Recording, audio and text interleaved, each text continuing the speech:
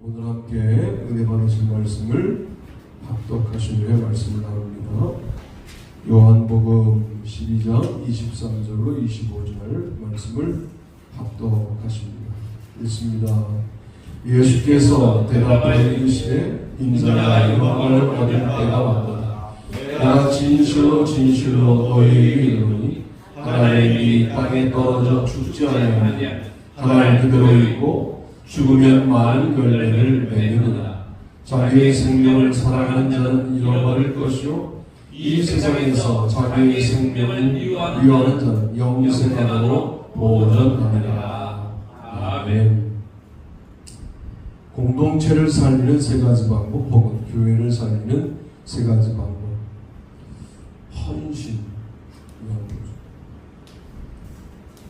헌신 예배 이런 거 참 우리 많이 드리고 면 여성교회 헌신, 면 남성교회 헌신. 근데 하나도 죽는 사람은 없어요. 헌신 예배를 드리는 거예요. 무서운 말이잖아요, 사실. 내 몸을 드리겠습니다. 그랬는데 제가 뭘 드려야 되는지를 분명하게 말씀드릴게요.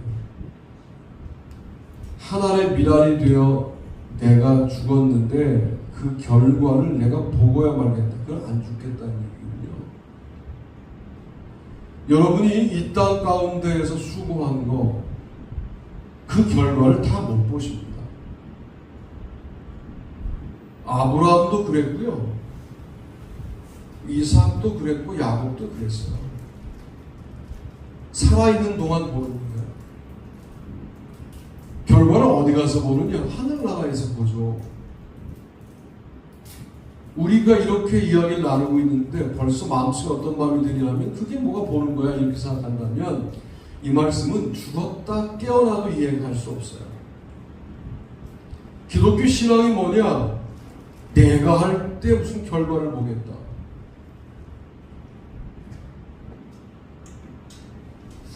결과를 봐야 할 부분도 있어요. 단계적인 결과들은. 그러나 장기적으로 여러분의 수고와 헌신이 어떤 열매를 맺는지는 여러분이 결과를 못 봅니다. 하늘나라에서 보시죠. 그렇다고 우리가 헌신하지 않을 거냐? 아닙니다. 해야죠. 그러니 여러분의 판단은 정확하지 않아요. 내가 헌신한 결과를 내가 봤어요. 그 결과가 사람들이 보기에도 흡족할 만한 결과였어요. 그러면 성공했다고 그런다고. 그런데 죽어 하늘나라 가서 봐야 할 결과가 별로 없어요. 뭐가 성공입니까 이게? 이 땅을 사는 동안 사람들이 확인할 만한 결과들의 크기가 작았어요. 하늘나라 가서 너무나 엄청난 결과들을 보게 될 사람들이 여기도 있겠죠. 그러니 인생의 결론을 내가 내린 것보다 얼마나 큰 불신앙이 있겠는가. 여러분의 인생의 결론 여러분이 못 내려요. 하나님이 내리는 거예요. 아니 올 때도 우리 마음대로 못 왔는데 갈 때도 우리 마음대로 못 가는데 우리 인생을 우리가 결론 내린다고 누가 그렇게 말하는가요? 세상이 그렇게 말하죠. 거기에 아멘 하지 마세요. 아멘은 말씀이 하는 거예요. 그래서 오늘 말씀에 하나의 미랄이 죽어도 많은 미랄로 살아있다. 이게 그리스도인이 살아있는 방법이에요. 방식이에요. 어려운 말로는 현존양태예요. 이런 건 하면 안 돼요. 설교 시간에. 이렇게 우리가 존재하는 거예요. 한국교회가 7, 80년대에 부흥했다는 것을 자꾸만 세속주의적으로 설명해요. 그때 경제 부흥이 있었고 생활운동에 덧입혀져서 사람들이 교회만 치면 몰려왔다. 얼마나 그런 분석들이 갖고 있는 불신앙적 분석들이 가슴 아프게 와야 돼요. 그러면 기독교의 부흥은 세상의 부흥에 늘 기대어 가고 있다는 설명을 좀 하고 있는 거거든요. 그런 걸 기분 나빠하지 않아. 그리스도인들이요. 그래서 부흥이 그때 온 게 아니고 1907년 대부흥 운동이 있었고요. 그리고 몇몇이 순교자들이 있었고 유교를 지나면서도 기독교의 명맥이 유지가 되면서 수많은 사람들의 수많은 미랄들의 죽음이 있었다고요. 그래서 7, 80년대 부흥이 있었지 자꾸만 그 부흥을 무슨 새마을운동 때문인 것처럼 설명하는 것은 참 심각한 설명입니다. 지금도 마찬가지입니다. 여러분의 헌신이 지금 당장 교회에 어떤 작용으로 나타나지 않는 것을 아주 너무 단기간에 보려고 하는 형태의 신앙생활은 이 말씀을 이해할 수가 없어요. 내가 하나님의 미랄로 죽어 나는 하늘나라에서 많은 미랄들의 결과를 보겠다. 이런 마음을 갖는 것. 이게 공동체를 살리는 마음 아니에요. 우리가 살아있는 동안 하는 거예요. 그리고 과감하게 가는 겁니다. 하나님 앞에. 그때까지 최선을 다하는 거예요. 그리고 많은 미랄들은 주님이 준비하시는 거죠. 그렇게 하나님의 미랄로 끝까지 살아있겠다가 아니라 많은 미랄로 세상에 살아있겠다고 생각하는 아름다운 믿음이 무엇인지 깨닫는 시간 되기를 바랍니다. 교회 공동체도 하나님의 미랄의 헌신으로 역사 속에 존재해 왔습니다. 로마를 바꾸는 건 물론 로마의 압제 아래 돌아가신 예수님이 출발하셨고 그 예수님을 자신의 인생의 전 존재의 충격으로 받아들였던 바울이 로마를 상대로 하여 복음을 증거하여 로마가 기독교 국가가 되지 않습니까? 우리는 그냥 역사니까 이렇게 훑어서 그랬다더라 라고 읽고 있지만 그 시대를 살고 있는 그리스도인들이었다고 생각해보세요. 이게 얼마나 엄청난 사건입니까? 여러분, 그런 사건들이 그냥 이루어진 게 아니에요. 사실은 미시사라는 거예요. 역사를 볼 때 거대 담론으로 볼 수도 있고, 우린 주로 그런 역사 이해만 훈련받아 왔습니다만, 프랑스를 근간으로 해서 아주 작은, 소위 어떤 커피잔 하나, 혹은 커피 하나, 와인 하나, 소금 하나로부터 전 역사를 짚어내는 아주 조그만 영역에서 출발했으나 전체를 읽어내는 사람들, 미시사적 접근이라고 하는데, 이런 사람들의 견해를 보면 기독교가 타락하지 않았다는 거예요. 로마 시대 때. 특히 청년들이 타락하지 않았다. 뭘 지켰느냐? 7계명을 지켰다. 가늠하지. 소위 성적 타락이라는 부분이 상식이 되어 있던 시대에 그래도 이 타락하지 않았던 젊은이들이 있었다는 거예요. 그게 그리스도인들이었다는 거죠. 로마가 이것 때문에 무너지는데 어떻게 무너지느냐? 물론 이런 분석은 미시사적 분석이라고 말씀드렸어요. 로마의 관리들이 자기들도 동성애하고 놀 것 실컷 놀다가 결혼할 때는 깨끗한 부인을 맞이하고 싶습니다. 그래서 그리스도인과 결혼한다. 근데 그리스도인 여자가 로마의 고위 관료에게 들어가면 결국은 그 사람이 그리스도인이 되는 거죠. 여보 나 사랑해? 그러면 사랑한다고. 소원이 하나 있다. 교회 좀 가라. 그러니까 기독교 역사는 여성들의 신앙의 역사이지 남성들은 끌려가는 역사거든요. 그래서 콘스탄틴 황제 때 이제 드디어 조각해야 되는 거예요. 정부를. 그리스도인 아닌 사람들이 없는 겁니다. 고급 관료들이. 그래서 뭘 했느냐? 너 기독교를 포기할래? 아니면 이 관직을 포기할래? 관직을 포기하겠다. 어쩔 수 없이 기독교 관직을 가진 자들을 세울 수밖에 없었어요. 사회적으로. 이게 출발이죠. 콘스탄틴 황제 때는 기독교가 국교화된 게 아니라 공인 종교가 된 거죠. 그리고 테오도시우스 황제 때 드디어 기독교가 국교가 되는데 매우 작은 것 같죠. 가늠하지 말라. 이거 하나를 그리스도인들이 지켜 세상을 뒤집히는 거예요. 그러니 신앙이라는 것을 우습게 여기는 태도를 갖고 있는 현대를 살아가면서 그래도 여러분이 무엇과 하나를 지키고 있다면 여러분 그게 세상을 바꿉니다. 그런 아름다운 세상을 바꾸는 이야기들이 시작되기를 바랍니다. 아멘. 많은 미랄들의 죽음으로 더 많은 미랄들이 생기는 것이 부흥입니다. 우리가 죽은 미랄이 됐다고 끝난 게 아니라 우리의 아들들이 또 죽은 미랄들이 되어 아들들의 아들들이 또 기독교를 세워나가는 거거든요. 그 역사가 면면이 이어져 왔어요. 뭐 대한민국의 신앙이 소위 문화화되고 있다, 의식화되고 있다, 내면화되고 있다라고 믿음이 가라앉은 것을 여러 용어들로 설명합니다만 대한민국이 그런 거예요. 아프리카 난리 나고 베트남 난리 났어요. 신학 훈련도 제대로 받지 않은 목사님들이 설교하는데 3,000명, 5,000명씩 모여요. 그리고 막 이상하게 설교하신다는 거예요. 성경을 그냥 자기 자의적으로 해석한다는 거예요. 어떤 거는 은혜로운 설교가 되겠지만 어떤 거는 문제가 될 수 있잖아요. 그래서 가장 필요한 게 성서신학적으로 얼른 기초를 잡아주는 강의가 필요하다는 거예요. 우리만 그런 거예요. 하나님의 역사가 세계적으로 볼 때 축소되거나 위협받지 않고 있습니다. 뭐 오늘날 돌아와서 코로나 이후에 대한민국 기독교가 망한 것처럼 말하는 분석들을 내놓고 그렇게 자극적인 언어들을 사용해야만 사람들이 듣죠.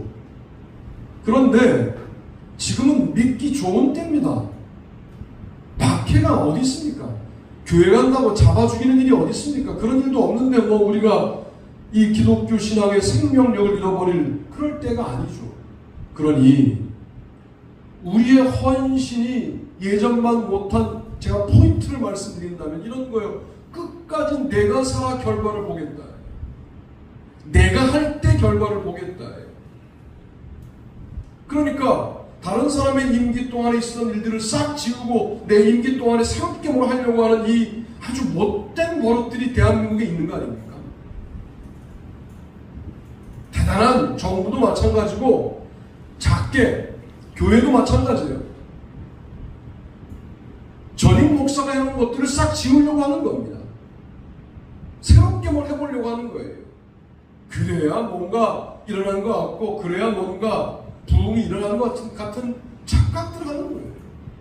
그분의 헌신이 있었기 때문에 오늘의 내가 있다는 생각을 반드시 해야 돼요. 여러분들이 어디서 뭘 하든 마찬가지예요. 그렇게 마음 먹어야 돼요. 이게 하나의 미랄로 반드시 죽음만을 말하는 게 아니라 죽는 것 같은 삶을 사시라 그 말이에요. 그럴 때 여러분들을 통하여 많은 미랄들이 열리는 일들을 보게 하실 것이다. 두 번째는 우리 본문과 제목을 읽어봅니다. 시작.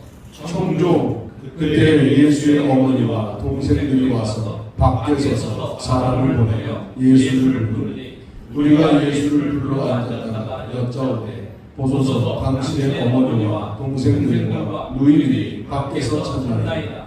대답하시되 누가 내 어머니이며 동생들이냐 하시고 둘러앉은 자들을 보시며 이르시되 내 어머니와 내 동생들을 보라. 누구든지 하나님의 뜻대로 행하는 자가 내 형제요 자매요 어머니이니라. 아멘. 마가복음 3장 31절로 35절 말씀입니다. 지금 밖에 서서 찾는 사람들은 예수의 혈육이에요. 예루살렘에서 온 서기관들이 예수가 미쳤다는 이야기를 했어요. 그래서 그 말을 듣고 예수의 가족들이 예수님을 잡으려고 온 겁니다. 우리는 안 그런 척해도 말씀보다는 권력자의 말이 더 잘 들려요. 세상의 말이 더 잘 들려요.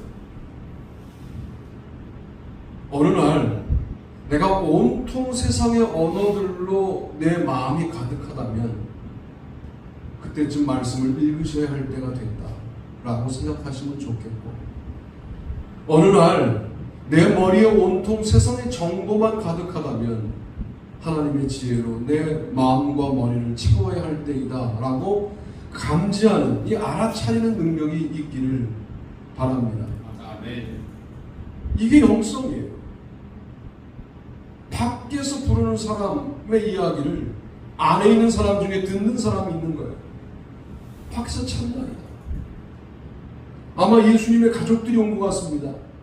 그러자 누가 내 어머니이며 형제이며 자매이며 하나님의 뜻을, 하나님의 말씀을 뜻대로 행하는 자가 내 형제여 자매여 어머니입니다 라고 새로운 가족 구성을 선포하시죠. 자, 이제 청종이라고 하는 말씀을 내가 설명해 볼게요. 우리 가정에게 유익한 말을 할 때 들리는 말씀, 우리 가족을 부정하는 말을 할 때 그 말씀이 말씀이라고 들리겠어요? 오늘 이 말씀을 쉽게 듣지 말고 밖에 찾고 있는 가족들을 부정하시고 안에 이름도 모르고 성도 모르는 갈릴리 사람들을 향하여 너희가 내 가족이다라고 말하는 이 장면을 우리는 무슨 당연하게 우리의 삶에 일어날 수 있는 일 정도로 생각하는데, 우리가 지금 만나는 가족들을 부정하는 하나님의 말씀이 우리 가운데 들렸다고 한다면 여러분은 아멘할 수 있겠냐? 아니, 듣지 못할 뿐만 아니라 그걸 하나님의 뜻이라고 알고 행할 수 있겠냐? 쉬운 문제가 아니라는 거죠. 그래서 예수님은 말씀을 들으려고 둘러앉은 자들을 가족이라고 말씀하셨습니다.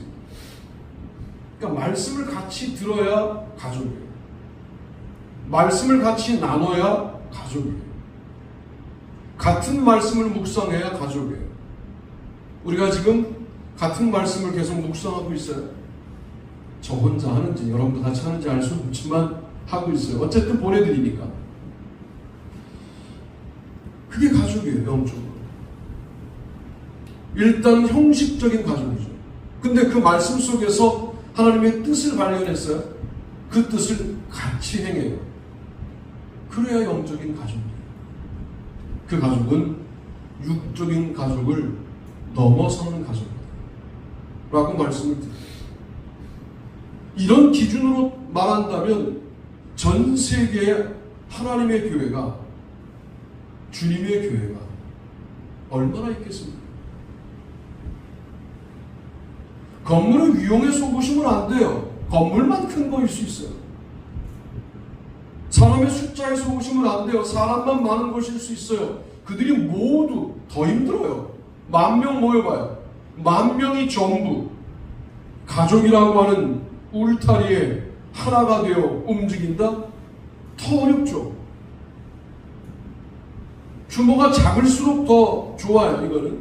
그런데 그렇다고 완벽한 게 아니죠. 세상의 가족의 개념을 넘어서는 가족이 교회여야 하는 거예요. 말씀을 같이 듣고 같이 깨닫는, 행하는 공동체여야 하는 거죠. 이렇게 부담스러운 이야기를 들으셔도 별로 부담이 안 되시죠? 왜? 우리만 그런 게 아니니까. 그런데 제가 늘 말씀드리죠. 요즘에 주로 하나님이 목적지를 말씀하게 하신다고. 말씀을 단 한 번이라도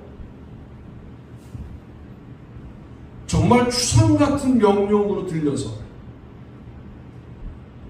세상의 그 어떤 외침과 웅변보다 강하게 들리고, 그리고 나의 삶의 근본을 흔드는 말씀으로 들어보신 적이 있습니까? 아멘은 훈련이 잘 돼서 하시지만 아마 둘러앉아 있는 사람들에게 무슨 말씀을 하셨는지는 기록하고 있지 않아요. 무슨 말씀인지를 말하고 있지 않은 것은 어떤 말씀이든 세상에서 부르는, 공동체 밖에서 부르는 가족들의 부름보다 훨씬 더 강력한 것으로 듣고 있고 행하고 있는 거죠. 사실 이들은 아직 하나님의 뜻대로 행하는 자들인지도 몰라요. 그냥 듣고만 있을 뿐이었어요. 그런데 예수님은 이들을 승격시켜요. 하나님의 뜻대로 행하는 자들이라고 말을 해요. 모여 말씀을 듣는 행동에 대하여 높게 평가하고 계시다라고 일단 묵상이 가능합니다. 그러니까 모여서 말씀을 듣는 것을 중요하게 여기셔요. 그것만 했는데 하나님의 뜻을 행하는 자들이라고 말하고 있습니다. 말씀의 무게감이 회복되는 이 일이 여러분의 인생에 가장 중요한 일이다 하는 말씀을 드리고 싶습니다.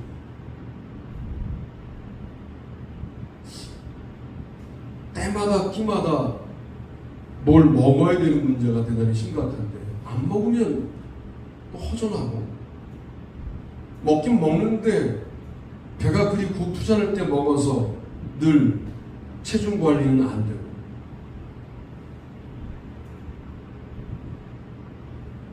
근데 이상하게 말씀은 일주일 내내 굶어도 괜찮죠.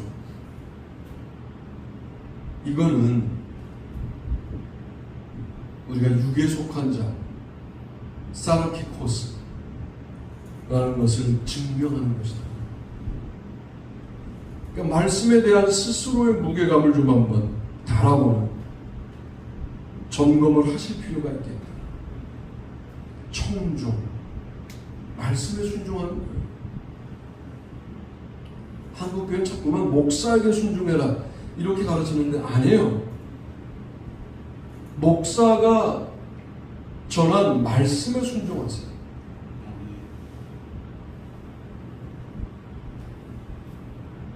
이제 목사가 친해지면 목사가 전한 말씀도 무게감을 잃어요. 그건 여러분에게 도움되지 않죠. 그런 측면에서 우리가 조금 더 말씀에 청종하는 공동체가 될 필요가 있습니다. 새로운 가족을 구성하심으로 공동체를 이어가게 하시는 분이 주님이시죠. 그렇다고 혈연 가족을 포기했느냐? 아니시죠. 요한복음 보면 내 어머니라 하시고 어머니도 형제들도 예수의 가족들도 모두 사도행전에 보면 기도하는 장소에 나와 같이 주님을 기다리며 기도하지 않습니까? 이런 장면을 보면 두 가족이 모두 중요한데 무게감이 말씀을 함께 나누는 공동체에 있었다라고 묵상해 볼 수가 있습니다. 세 번째는 이것인데요. 읽고 우리 은혜를 나눕니다. 시작. 사랑. 예수께서 이르시되 내가 진실로 너희에게 이르노니 나와 복음을 위하여 집이나 형제나 자매나 어머니나 아버지나 자식이나 전토를 벌이는 자는 현세에 있어 집과 형제와 자매와 어머니와 자식과 전토를 백배나 받되 박해를 경하여 받고 내세의 영생을 받지 못할 자가 없느니라. 아멘. 마가복음 10장 29절로 30절 말씀입니다. 일단은 예수님과 복음을 위하여 사는가 이런 질문을 던져야 되고요. 그리고 예수님과 복음을 위하여 사는 공동체 안에 정말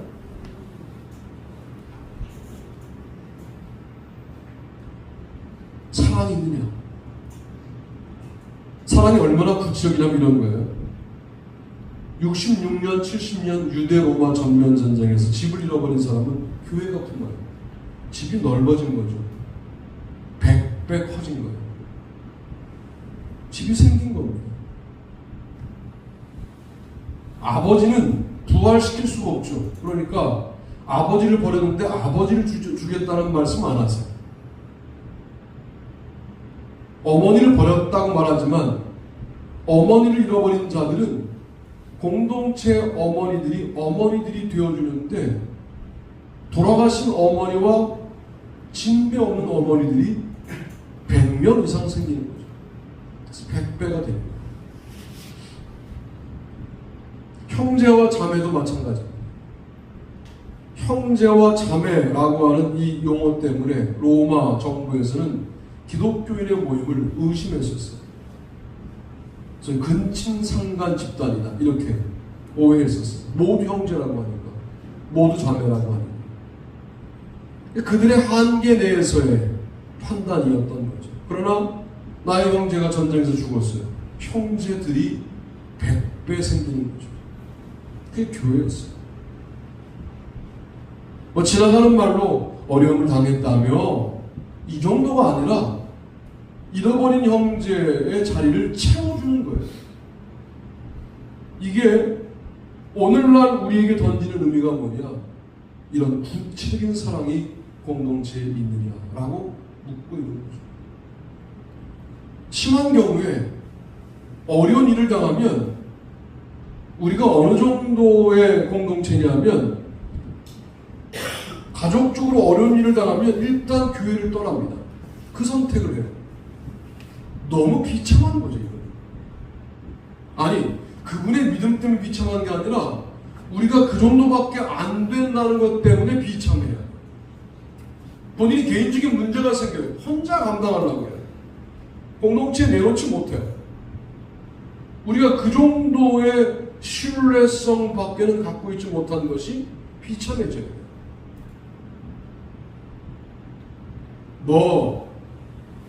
몇 명이 모이고 예산이 얼마고 이런 것도 물론 중요하겠습니다만 중요한 거는 우리 가운데 어려운 문제가 나올 때 이 문제를 꺼내놓을 수 있는 관계들이 있느냐를 물어야 되는 거예요.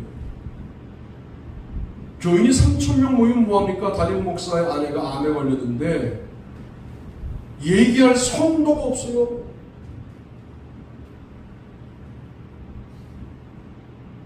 이 얘기를 꺼내면 네가 기도하지 않아서 이런 분위기인 거잖아요. 이 얘기를 꺼내면 어떻게 목사의 집안에 그런 일이 이런 수준인 거잖아요. 저와 여러분 사이에 어떤 문제가 생기면 교회 공동체에 말할 수 있게 해달라고 기도하셔요. 우리 교회가 그런 교회 해달라고 기도하셔요. 물론 그분의 개인적인 믿음도 중요합니다. 그러나 그건 그분의 문제이고 우리의 문제를 고민해 보자는 거죠. 우리가 그 문제를 감당할 만한 사랑이 없다라고 그분이 판단한 거니까 그거는 참 비참한 거 아니에요. 이렇게 점검해야 된다는 거죠. 그래서 전토도 잃어버려요. 왜? 전쟁터에 땅을 빼앗기니까. 그런데 교회가 소유한 땅이 부쳐 먹을 수 있는 땅이 되는 거죠. 택배를 받아요. 여전히 전쟁이 끝나지 않았어요. 전쟁은 끝나고 로마의 지배가 지속되어 박해를 겸하여 받고 말하고 있는 겁니다. 공동체가 집도 제공하고 가족도 되어주고 같이 박해를 견딘다. 이거를 사랑이라고 말할 수 있습니다. 오늘 저는 그동안 그냥 쉽게 우리가 읽어왔다. 말씀을 듣는 너희들이 귀하다. 하나님의 뜻대로 행하는 자가 복이 있다. 라고 말씀하십니다. 다른 복음서에서는 말씀을 듣고 행하는 자라고 정확하게 말하는데 마가복음은 실천적인 복음서니까 이미 말씀을 듣고 있는데 하나님의 뜻을 행하는 자가 복이 있다 라고 말씀하시고 너희가 내 가족이다 하시고 하나님의 미랄 너 죽어 많은 미랄이 열린다면 그게 네가 사는 방식이다 라고 말씀하시고 그리고 나와 복음을 위하여 아버지, 어머니, 형제, 자매 전토를 벌인 자는 어머니, 형제, 자매 전토를 100배를 받되 박해를 겸하여 가는다 라고 말씀하시는 이 말씀의 배움에 상실감을 느끼는 성도에게 공동체 구성원에게 우리는 그가 없는 부분이 되어주는 이 아름다운 사랑이 과연 있느냐 하는 질문을 던지게 합니다. 그래서 헌신, 총종, 사랑 이것이 교회를 살리는 세 가지 방법이라고 말씀을 드립니다. 이렇게 얘기해도 여러분들은 현실적으로 이 부분에 관련해서 또 재해석하고 계실 거예요. 그런 거 하지 마세요. 목적지가 저기라고 말하는데 자꾸만 목적지를 요 앞으로 보고 싶은 마음들이 있는 거 알아요. 그러나 목적지는 멀리 바라보는 거예요. 멀리 바라보고 제대로 바라보고 그리고 발을 내디디면 전진하게 돼요. 여러분의 합리적인 판단으로 끌어내리지 말고 목적지를 바라보고 걸어가는 우리 모두가 되기를 주님의 이름으로 축복합니다. 다 같이 일어나시겠습니다.